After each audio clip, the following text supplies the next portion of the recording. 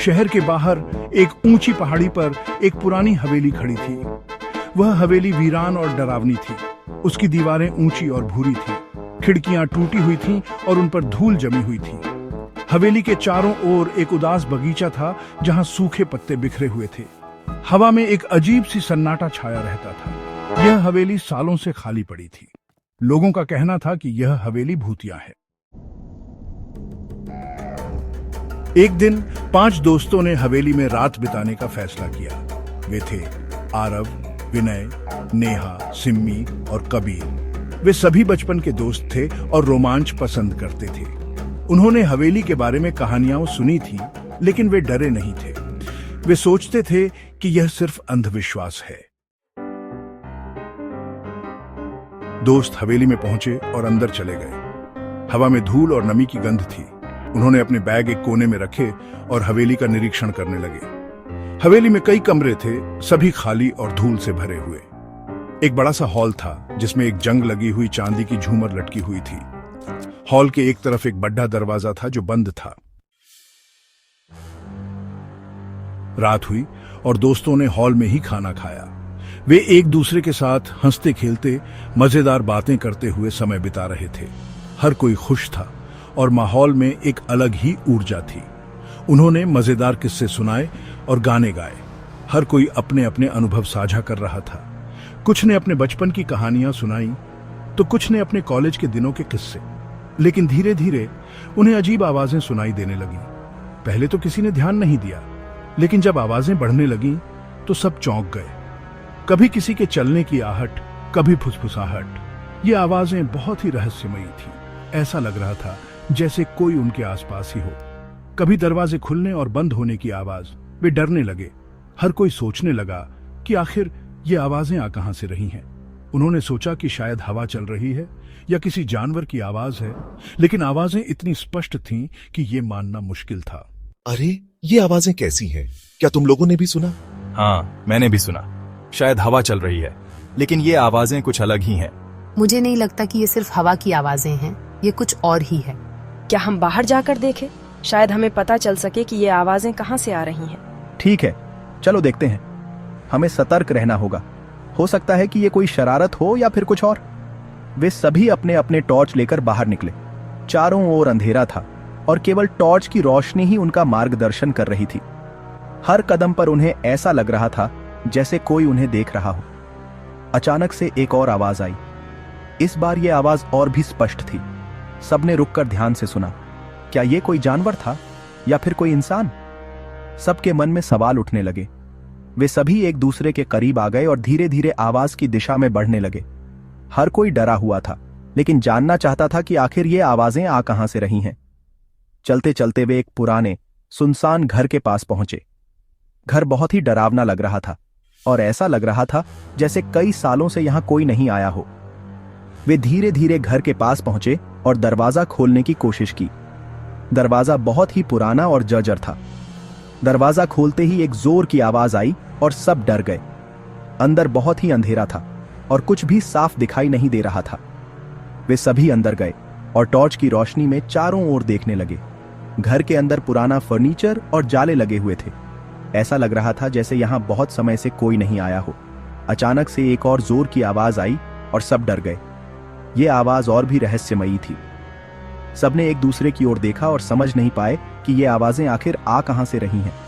अंत में उन्होंने फैसला किया कि यहां से निकल जाना ही बेहतर है। वे सभी वापस चल पड़े और सोचने लगे कि ये आवाजें क्या थीं और क्यों आ रही थीं। वापस आते समय वे सभी इस घटना के बारे में बात कर रहे थे। हर कोई अपने अपने विचार साझा कर रहा था और सोच रहा था कि आखिर ये आवाजें क्या थीं। वे वापस अपने कैंप पर पहुंचे और फिर से आग के पास बैठ गए। हर कोई थोड़ा डरा हुआ था, लेकिन खुश था कि वे सुरक्षित वापस आ गए। अंत में उन्होंने फैसला किया कि अब सो जाना चाहिए। उन्होंने आग बुझाई और अपने अपने टेंट में चले गए, लेकिन उन रहस्यमयी आवाजों का रहस्य अभी भी अनसुलझा था। अचानक बंद दरवाजे के ताले में एक तेज आवाज हुई। दोस्तों ने डर के मारे एक दूसरे को देखा। दरवाजा धीरे धीरे खुलने लगा। उन्होंने कैंडल उठाकर अंदर झांका। कमरा खाली था, लेकिन उसमें एक अजीब सी खुशबू थी। कमरे के बीच में एक मेज थी जिस पर एक पुरानी डायरी और एक छत्ता रखा हुआ था। दोस्तों के मन में सवालों का सैलाब उमड़ आया था। इस कमरे में ऐसा क्या था जो बाकी कमरों से अलग था? अमित ने हिम्मत करके डायरी उठाई और पढ़ने लगा। डायरी के पन्ने पीले पड़ चुके थे और उस पर लिखावट धुंधली हो गई थी, लेकिन अमित ने ध्यान से पढ़ना शुरू किया। उसे समझ में आ गया कि यह डायरी हवेली के पुराने मालिक की थी, जो एक अमीर व्यापारी थे। हवेली अब खंडहर में बदल चुकी थी, लेकिन कभी यह एक भव्य और आलीशान महल हुआ करता था। उस व्यापारी का नाम रघुनाथ था और वह अपने समय का सबसे धनी व्यक्ति था।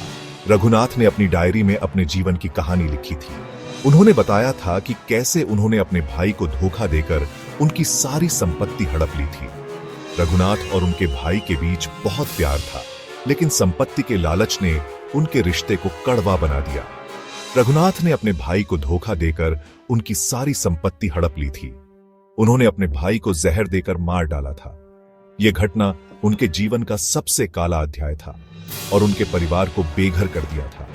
उनके भाई का परिवार बहुत ही दुखी और निराश हो गया था। रघुनाथ ने यह भी लिखा था कि उन्हें अपने किए पर पछतावा है। उन्होंने अपने जीवन के अंतिम दिनों में बहुत पछतावा महसूस किया और वे अपने भाई की आत्मा से माफी मांगना चाहते हैं। उन्होंने लिखा कि वे अपने भाई की आत्मा से माफी मांगने के लिए हर रोज प्रार्थना करते थे। अमित ने डायरी को बंद किया और गहरी सांस ली। उसे समझ में आ गया था कि हवेली के पीछे छिपा यह रहस्य कितना गहरा और दर्दनाक था। डायरी पढ़ते पढ़ते अमित की आवाज भारी होती गई। उसके चेहरे पर डर और शर्म के भाव थे। उसने डायरी बंद की और अपने दोस्तों को देखा। उसके दोस्त भी सन्न थे।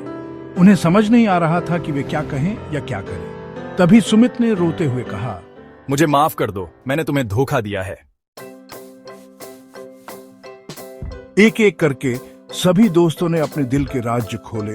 उन्होंने अपने झूठ, अपने डर, अपने अपराध सब कुछ बता दिया। हमें एक दूसरे से माफी मांगनी चाहिए। हाँ, और हमें एक दूसरे को गले भी लगाना चाहिए। उन्होंने एक दूसरे से माफी मांगी और एक दूसरे को गले लगा लिया। उन्हें एहसास हुआ कि सच बोलने से ही मुक्ति मिलती है।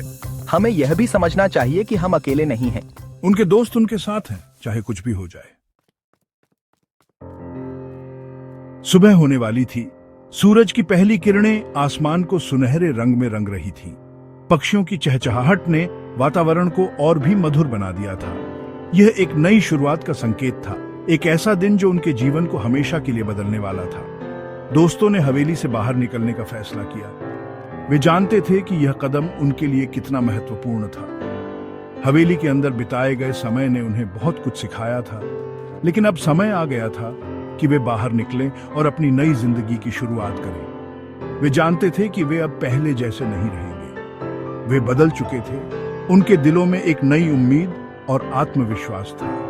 हर कदम के साथ वे अपने पुराने डर और संदेह को पीछे छोड़ रहे थे। यह एक नई यात्रा की शुरुआत थी, एक ऐसी यात्रा जो उन्हें सच्चाई और स्वतंत्रता की ओर ले जाएगी। हमने सच का सामना किया है और उससे मुक्त हो गए हैं। यह एक अद्भुत अनुभव था जिसने हमें अंदर से बदल दिया। अब हम अपने जीवन को एक नई दृष्टि से देख सकते हैं, एक ऐसी दृष्टि जो हमें सच्चाई और स्वतंत्रता की ओर ले जाती है। जैसे ही वे हवेली से बाहर निकले, उन्होंने सुना कि कोई फुसफुसा रहा है। ये आवाज उनके दिलों में गूंज रही थी, जैसे कोई उन्हें याद दिला रहा हो कि सच्चाई की राह पर चलना ही सही है। यह एक आंतरिक आवाज थी जो उन्हें मार्गदर्शन कर रही थी। सच बोलो, मुक्त रहो। यह वाक्य उनके लिए एक मंत्र बन गया था। हर बार जब वे इसे सुनते या कहते, उन्हें एक नई ऊर्जा और साहस मिलता। यह वाक्य उन्हें याद दिलाता था कि सच्चाई ही उन्हें स्वतंत्रता की ओर ले जाएगी। उन्होंने पीछे मुड़कर देखा, लेकिन वहां कोई नहीं था। यह एक प्रतीक था कि उनका पुराना जीवन अब पीछे छूट चुका है। अब उनके सामने एक नई राह थी जो उन्हें सच्चाई और स्वतंत्रता की ओर ले जाएगी। सिर्फ हवा चल रही थी और सूर्य की किरणें हवेली पर पड़ रही थीं। यह एक नई शुरुआत का संकेत था, एक ऐसा दिन जो उनके जीवन को हमेशा के लिए बदलने वाला था। हवेली अब उनके लिए एक पुरानी याद बन चुकी थी और उनके सामने एक नई दुनिया थी जो उन्हें सच्चाई और स्वतंत्रता की ओर बुला रही थी।